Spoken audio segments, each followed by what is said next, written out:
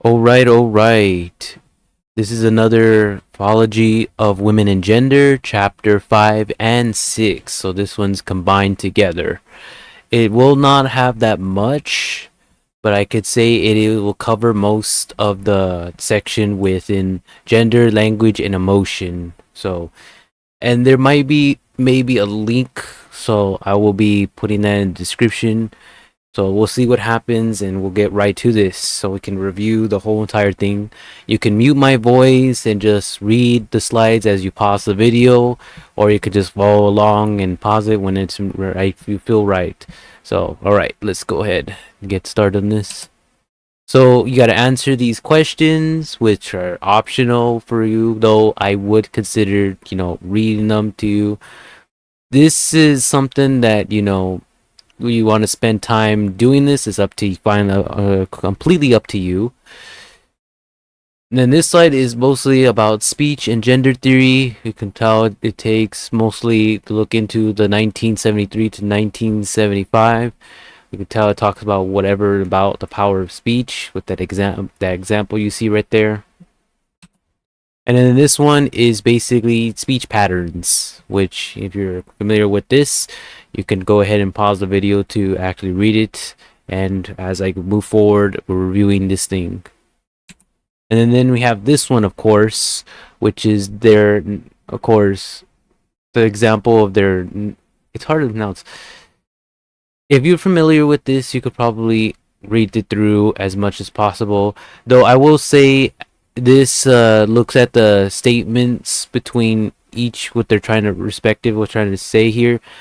Where I'm looking at also on the bottom too, they have kinds of weakness and softness statements. Let's see the next slide.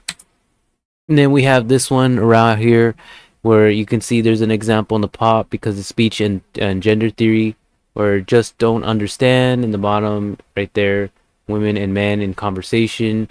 That is basically like two different scenarios, and when this slide talks about whatever it is that you're trying to achieve in goals, what it is that trying to achieve communication. So whatever this is going on, you can go ahead and follow along with this. Then we have this one, of course, is just another slide, under trying to understand what's in here and what they're trying to, speak through from this point person's perspective. All right, the next one. Then we have, of course, the interception research. This is something, if you're familiar with this, it all talks about within a 1983 to 1975, and then you have the early 2000 as well, 2005. It goes on and on about these patterns. So basically, that's what this slide's about. Then you have the e-talk. You're familiar with this. Everyone knows familiar with this or not. You can go ahead and check this out. Look through it, see exactly what the differences in the emotions, personal information, so on and so on. Here's another example. Content matters. You can see how they're seeing the content from the point of perspective from the other side. It's kind of interesting to see a large elephant. Everyone's just watching it. Then you have content right here from early 2001. Studies, evolved emails. Of course, all that is respective to what you're seeing in this slide and what it's trying to talk about. Then you have communication therapy, which is mostly a transition to the transgender or someone who is transgender. And you could see mostly there's other things about what are the changes, the feelings that are most confident, so on and so on. In this slide, you could tell there's more examples here. You can tell that we're looking at the body language and verbal communication. If you're familiar with the do's and don'ts and you're familiar with examples you see right here, you could see differences in each one of them between their body language. So this one is interesting. And you have the sexist language. Of course, this is sometimes changed, but you can see some of these examples demonstrate exactly what the slide is presenting. It's mostly within this that you can actually, take a look and read it for yourself to understand what more we're seeing from their point of perspectives. Internalizing or candlizing.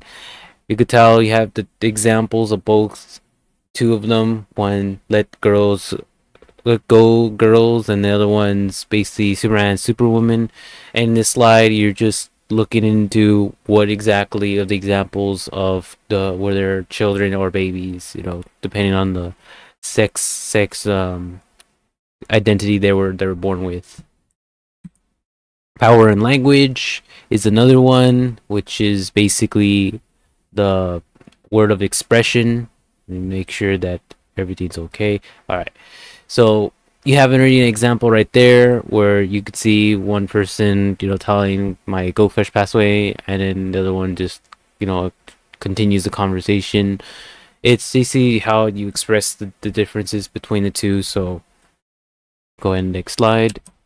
And you got more of it as well in this one with the link right there. So I will probably put it in the description as well. You want to check that out to have more information about this, more what is exactly going on here. I don't see there's nothing here. Okay, so there really much nothing, because if I would have saw something, I would have known there's a hyperlink. Usually it tells you, but there's nothing there. Then we have this one with a diagram of behavior therapy. We think affects how we act and feel. You can see the difference between how it affects. This is something interesting because a lot of women, don't see the behavior of this, and this is why it's important. And then we have, why are the genders different in communication patterns? Remember, we're all the different, we're not all the same. So every action is mostly in a different perspective. So yeah, that's what this slide is basically talking about. And then you have gender and emotion, the stereotypes, and how it can hurt a woman. There's even different emotions since the 1990s not lawsuit. So this what slide talks about this. And then you got this one, gender and emotion, just different what emotions you see from different genders, different emotions, mostly in Sora and Sarah. So that's what this one talks about. Then you got this one, of course, gender and emotion of equity. And I don't think there's any link to this. So move on to the next. And then you gender and emotion and stereotypes tells you exactly right there. Why? Now, if there was more to it, I would have seen it, but what I'm seeing right here is not that much. So I would not mess around with that. And then we got this one with more charts and data of general stereotypes and emotions.